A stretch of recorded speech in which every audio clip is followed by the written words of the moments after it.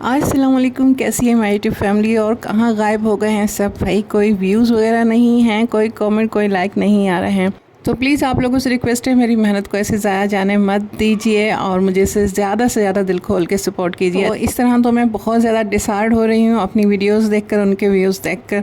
तो प्लीज़ आपसे एक हम्बल सी रिक्वेस्ट है, मेरी वीडियो को ज़्यादा से ज़्यादा लाइक कीजिए, कमेंट कीजिए और अगर सब्सक्राइब नहीं किया तो सब्सक्राइब कर लीजिए। और अगर मेरी वीडियो के नोटिफिकेशन किसी के पास नहीं आते ना तो प्लीज़ सर्च करके मेरी वीडियो को लाजमी देखा करें। तो आ जाते हैं शर्ट की तरफ। जो मैं आपको दिखा रही हूँ उसकी भी एक कहानी है। मुझे लगा तो था कि शिलिंग हो जाएगी, पर बेटी को इतना ये रेडीमेड सूट पसंद आया कि मुझे ख़रीदना पड़ा। अच्छा तो ये मुझे भी लगा था क्योंकि इसके ऊपर काम जो है ना वो बहुत खूबसूरत है, लेकिन ये इतना शिलिंग हो गया एक वॉश में कि 2.5-3 इंच जो है ना शर्ट ऊंची हो गई।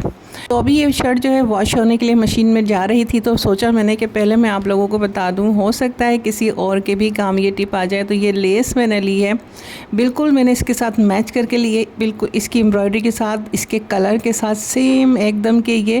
क्योंकि आम सूट जो हम खुद स्टिच करवाते हैं ना उससे सही करना आसान होता है, लेकिन जो रेडीमेड सूट होते हैं ना उन्हें हम कुछ अपनी तरफ से करें ना वो थोड़ा सा मुश्किल होता है, क्योंकि वो अलग अलग बहुत ज़्यादा लगता है। तो बहरहाल मैंने मैच करके एकदम ये लेस इसकी निकाली। 3 इंच के बराबर ये लेस थी, 2.5-3 इंच के मुताबिक। तो ये मेरा काम बहुत अच्छे से जो है इसमें कंप्लीट हो गया। साथ में अगर फिर भी किसी का बहुत ज़्यादा शिलिंग हो गया और उसका काम नहीं चलता तो फिर उसने जो जॉइंट लेस लगी हुई है ना, यानी कि हाँ जॉइंट लेस ये लेना है। और ये थोड़ी सी जो ये लगी हुई आप देख रहे हैं, इस तरह की थोड़ी बड़ी वाली लेनी है। अगर ज़्यादा काम है तो कम से कम 1.5-2 इंच की जो है ये लेस होनी चाहिए। इतनी चौड़ी ये लेस होगी तो तब जाके काम चलेगा। अच्छा अगर किसी इतनी ज़्यादा जो है ना वो जॉइंट लेस तो नहीं होती तो ये लेस मिलेगी और उसके आगे हो सकता है इस तरह की जो है डिज़ाइनिंग भी हो, तो फिर भी आपने वो लेस ले लेनी है क्योंकि वो तो कपड़े के नीचे भी हो सकती है। तो जहाँ से ज़रूरत हो कट करके इतनी चौड़ी लेस लगाएंगे ना, तो जितना आपको चाहिए होगा 1.5-2 इंच इस तरफ से कट करके, और जब वो लगाएंगे ना तो जब इतनी 1.5-2 इंच की लेस लगेगी तो फिर भी यानी कि 2.5 इंच की वो लेस होगी और 1.5-2 इंच की ये लेस होगी। 3-4 इंच का जो है फ़र्क आ जाएगा शर्ट, और आपकी शर्ट बिल्कुल ठीक हो जाएगी। और अगर साइडों से सिकुड़ गई तो उसके लिए भी कोई अच्छी सी मैचिंग का कपड़ा लेकर या कंट्रास्ट में लेकर कलियाँ ही डल सकती हैं, तो वो भी काम में आ सकता है। वो शोल्डर के पास से डलनी है या आर्म होल के पास से, तो वो आपने खुद अगर करने वाली हैं सिलाई तो आप देख सकती हैं, या फिर अपने टेलर से बोलेंगी तो वो आपको ठीक करके दे देंगे। तो इस तरह थोड़ी सी समझदारी से आप अपनी ज़ाया होती हुई चीज़ को भी दोबारा से रीयूज़ कर सकते हैं। और ये जो लेस है ना बिल्कुल एम्ब्रॉयडरी और कपड़े के कलर से ना एकदम मैच करके ली है। इसमें शॉप वाले का भी कमाल है क्योंकि उन्होंने ही मुझे इस तरह से बिल्कुल सेम टू सेम जो है कलर की लेस निकाल के दी जो एम्ब्रॉयडरी और कपड़े से मैच करती। तो इस तरह से तो कोई गेस नहीं कर सकता कि ये पहले से ही लगी हुई थी या मैंने खुद से इस पर बाद में लगाई है। और लेंथ भी बहुत अच्छी हो गई है। बेटी भी खुश कि उसका सूट से दोबारा से मिल गया और मैं भी खुश कि मेरे पैसे ज़ाया होने से बच गए। तो यहाँ आपको मैं दिखाऊँ काले मोती लग रहे हैं ना बिल्कुल जैसे काले मोती। तो यहाँ कुछ रिफ़िल का सामान था तो वो मैंने जल्दी जल्दी रिफ़िल कर लिया। अच्छा मैं क्या सोच रही हूँ कि इतनी ज़्यादा महंगाई हो रही है, कह रहे हैं कि पेट्रोल महंगा हो गया। अच्छा पेट्रोल से हमारा वैसे तो कोई ताल्लुक़ नहीं है सिवाय इसके कि पेट्रोल महंगा होता है तो हर चीज़ ही महंगी हो जाती है। तो मैं ये सोच रही हूँ कि मुझे जो है ना ग्रोसरी भी लेकर आ जानी चाहिए। तो आप लोगों का क्या ख्याल है, क्या आप लोगों ने भी जल्दी जल्दी ग्रोसरी कर ली है? लेकिन हाँ इसका रश नहीं लगना चाहिए, क्योंकि जब मुझे ऐसा लगता है कि जब हमारी बहुत ज़्यादा रश लग जाती है ना एक चीज़ पे, तो वो नहीं महंगी होने वाली चीज़ भी महंगी हो जाती है। जैसे कि मुझे ना डिस्पेंसर लेना था पानी का जो इलेक्ट्रिक होता है, तो मैं बाहर गई थी काम से, तो कोई एक शॉप मुझे इलेक्ट्रॉनिक की नज़र आई तो मैंने उससे मालूम किया, तो इतना ज़्यादा महंगा था और कह रहे हैं कि जल्दी से ले लें आप, इसकी तो कीमत में फिर इजाफा हो जाएगा। यानी कि वो शॉप पे रखा रखा ही महंगा हो जाएगा। और दुकानदारों की तो भाई चांदी हो जाती है, उनकी शॉप में भरा हुआ सामान रखे रखे ही महंगा हो जाता है जो उन्होंने पहले से सस्ता ही परचेज़ किया होता है। तो ये बात समझ से जो है ना बाहर है कि जो सामान उन्होंने पहली कीमत में परचेज़ किया होता है फिर वो नई कीमत में क्यों उसे फ़रोख्त करते हैं। इसका भी कोई एक कानून होना चाहिए, इस चीज़ को भी रोकना चाहिए कि जब वो नई कीमत पे नया सामान ख़रीदें तभी वो नई कीमत पे उसे फ़रोख्त भी करें।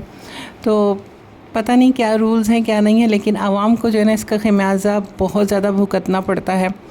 तो यहाँ पर काम वाम हो रहे हैं, मेरे जो रिफ़िलिंग के काम है वो भी हो गए और अंडे जो हैं वो ख़त्म हो गए थे, मैंने मंगवाए हैं तो इन्हें वॉश कर लिया है मैंने अच्छी तरह से लिक्विड वगैरह डाल के, और अब इन्हें ड्राई करके या किसी कपड़े से खुश्क करके इन्हें भी फ्रिज में रख दूँगी। तो ये सारे काम अफ्तार से पहले किए हैं। और आपसे शेयर करती हूँ एक और बहुत ज़बरदस्त टिप इमली की चटनी जो है ना वो ख़राब होते होते रह गई और एक मैं नुकसान से बच गई हूँ अपनी समझदारी की वजह से, क्योंकि मैंने कुछ दिन पहले इमली की चटनी बनाई थी। तो मैंने बेटी से कहा कि इमली की चटनी लेकर आओ, वो मैं चाट में डालूँगी। बेटी ने निकाली तो उसने कहा मम्मा ये तो ख़राब हो गई, इसमें तो स्मेल आ रही। तो मैंने इसे फ़ौरन से पतीले में निकाला और धीमी आंच पर इसे पकने के लिए रख दिया। मैंने इसमें पानी इस्तेमाल नहीं किया था क्योंकि मेरे पास थोड़ी सी पतली ही थी। अगर किसी के पास पहले ही इतनी गाढ़ी है ना तो वो पहले थोड़ा सा पानी डालेंगे और फिर से धीमी आंच पे पकने देंगे। जब ये अच्छी तरह से पक जाएगी ना, पहले की तरह मज़ेदार सी हो जाएगी। और जल्दी ख़त्म करने की कोशिश करें क्योंकि हमने कोई ऐसे प्रेजर्वेटिव तो इसमें डाले नहीं कि ये लॉन्ग टाइम तक चल सके। अच्छा, इसमें झूठा बर्तन नहीं इस्तेमाल करना, पानी वाला नहीं इस्तेमाल करना। जल्दी में हम कुछ ऐसी चीज़ें इसमें स्पून वगैरह इस्तेमाल कर लेते हैं, इसमें पहले से पानी लगा होता है। तभी होता है कि एक स्पून से पहले हमने टेस्ट किया और उसी से निकाल लेते हैं, तो ये भी गलत है। तो बहरहाल ये मेरी एक बहुत अच्छी सी जो टिप थी, वो भी अच्छी यूज़फुल टिप होती हैं जो मेरे बहुत काम आई। तो मैं सोचती हूँ आप लोगों के साथ शेयर करूँ ताकि आप लोगों के भी काम आ जाएं, जिस तरह से कि आप लोग फ़ौरन मेरी हेल्प करते हैं और मुझे अच्छी सी ज़बरदस्त किस्म की टिप्स बताते हैं। तो थैंक यू सो मच उसके लिए। आज की हमारी सिंपल और मज़ेदार सी इफ्तार जो है वो हो चुकी थी। उसके बाद जो अभी किसी ने खाना नहीं खाना था और मुझे बाहर जाना था बेटे के साथ, कुछ कपड़े वगैरह देखने थे, लेकिन मुझे लग रहा था वापसी तक गैस चली जाएगी।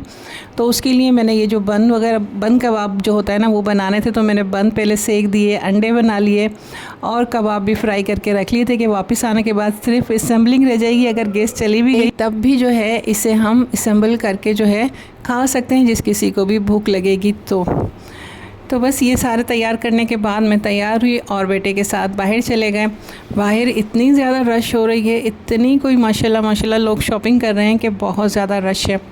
बहरहाल पहले एक शॉप पे, फिर दूसरी शॉप पर, कहीं कपड़ा सही नहीं था और कहीं जो है बेटे को समझ नहीं आ रहा था। वैसे आज जब मैं शॉप में गई तो मुझे इतना अच्छा लग रहा था। हर लड़का जो है ना, कोई अपनी मम्मी के साथ या कोई अपने बाबा के साथ जो है ना आया हुआ था। बहुत कम लड़के थे, वो बड़ी एज के थे जो ना दोस्तों के साथ आए हुए थे।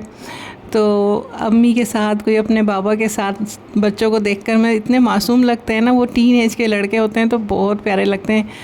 जब वो अपनी अम्मा से कहते हैं आप बताएं, मुझे समझ नहीं आ रहा काश के ये हमेशा यही बोलते रहें कि आप बताएं तो फिर इनकी बीवियाँ जो है ना वो कूटेंगी उनको। बहरहाल मुझे ये लगता है कि जेंट्स की शॉपिंग जो है ना वो लेडीज़ के मुकाबले में बहुत ही ज़्यादा इजी होती है। जल्दी से आप गए शॉप पर, चीज़ें पसंद की, परचेज़ की, और अगर दूसरे दिन भी आपको पहनना हो ना तो आराम से पहन लें। वैसे लड़कियों का भी अब रेडीमेड वाले काम जो हैं हमारे फीमेल्स के भी वो आसान हो गए, लेकिन फिर भी बड़ी ख्वारी होती है, बड़ा ढूंढना पड़ता है, पसंद ही नहीं आ रही होती चीज़ें। और लड़के जो हैं वो 1 से 2 नज़र में जो है अपनी चीज़ें पसंद करते हैं और बोलते हैं चले भाई डन है। तो यहाँ माशाल्लाह जो है उसका काम हो चुका था। और चेस पे भी मैंने देखा था, चेस पर ये है कि प्राइस बहुत ज़्यादा थे तो इतनी ज़्यादा गुंजाइश नहीं बन रही थी। तो यहाँ शॉप से जो है ना वही चीज़ें मुझे उससे आधी ज़्यादा कीमत में जो मिल गई। अल्लाह ताला का शुक्र अदा किया और अपने घर की तरफ रवां दवा हो गए। और रास्ते की चहल पहल देख के सबके लिए दुआ करें कि अल्लाह पाक हर किसी का घर, हर किसी का मुल्क और हर किसी के अपनों को सलामत रखना, किसी को कोई दुख तकलीफ़ जो बर्बादी वाली होती है ना वो ना आए मेरा परवरदिगार। वैसे मुश्किलात आती हैं, हल हो जाती हैं, लेकिन ये तबाही वाली जो है ना, ये वाली चीज़ें कभी ना आए किसी के साथ। लेकिन लोग कुछ जो होते हैं ना वो इतनी शैतानियत भरे जहन के होते हैं ना कि उन्हें तबाहियाँ मचा के ना बहुत अच्छा लगता है, किसी के अच्छे खासे सुकून को गारत कर देते हैं, किसी के अपने इस तरह से जो है वो जुदा हो जाते हैं। तो बस अल्लाह ताला से हर वक्त जो है हमें दुआ करनी चाहिए। और वैसे भी बहुत प्यारा महीना चल रहा है, इसमें जितनी हो सके अपनों के लिए, दूसरों के लिए, सबके लिए खैर मांगनी चाहिए, चाहे वो मुसलमान है या नहीं है। अल्लाह ताला सबको अपनी रहमत के साए में रखे और सबको ये राह हिदायत अता फरमाए, आमीन। घर आने के बाद थोड़ा सा रेस्ट किया, पानी वगैरह पिया, तो बच्चों को भूख लगी थी, उनके लिए ये अंडे वाले बन कबाब बना रही हूँ। मुझे जो है अब भूख नहीं लगी थी क्योंकि 11 साढ़े 11 बजे का टाइम हो गया था। मैंने सोचा अगर अब खाएंगे तो फिर सहरी में जो है वो बिल्कुल भी नहीं खाया जाएगा, तो मैंने नहीं खाया और बच्चों को जो है ये बनाकर अच्छी तरह से असेंबलिंग करके उन्हें दे दिया और उन्होंने खूब मज़े से एंजॉय कर करके। और मैंने अभी नहीं खाया, मैं जो है सहरी में अपना मील एंजॉय करूँगी इंशाल्लाह। आप लोगों को मेरी वीडियो कैसी लगती है ज़रूर बताइएगा। कोई रिकमेंडेशन हो, कुछ बताना हो, कुछ गाइड करना हो तो वो भी ज़रूर किया करें। और आप लोगों से रिक्वेस्ट है मेरी वीडियो को पूरा देखा करें। कुछ मेरी बहनें हैं जो मेरी वीडियो पूरी देखती भी हैं और अगर मैं कोई एडवाइस मांगती हूँ तो जल्दी से मुझे एडवाइस भी देती हैं, बहुत अच्छी। तो उनका बहुत ज़्यादा शुक्रिया। मेरी वीडियो को ना लाजमी लाइक करके अच्छा सा कमेंट ज़रूर किया करें, क्योंकि लाइक कमेंट से मुझे पैसे वगैरह नहीं मिलते हैं, लेकिन जो वीडियो है ना उसकी रीच अच्छी हो जाती है। यूट्यूब जो है उसे फिर आगे रिकमेंड करता है। तो आप लोग ज़्यादा से ज़्यादा घर में जितने भी मोबाइल हो ना सबसे मेरी वीडियोस लगा कर चलाएं, ताकि मेरी वीडियो की रीच अच्छी हो और यूट्यूब जो है आगे से आगे मेरी वीडियो को रिकमेंड करे। अच्छा, मेरी सिस्टर के अलावा किसी को मेरी फैमिली फ्रेंड में नहीं मालूम कि मैं व्लॉग्स बनाती हूँ। और तो कोई बात नहीं, आप लोग हैं ना मेरी फैमिली, मेरी फ्रेंड और मेरी हिम्मत और मेरी ताकत। तो आप लोगों से रिक्वेस्ट करती हूँ कि ज़्यादा से ज़्यादा दिल खोलकर मुझे सपोर्ट करें और कामयाबी हासिल करने में हेल्प कीजिए। मेरे वालिद साहब ना अक्सर कहा करते थे बाअदब बानसीब बेअदब बदनसीब।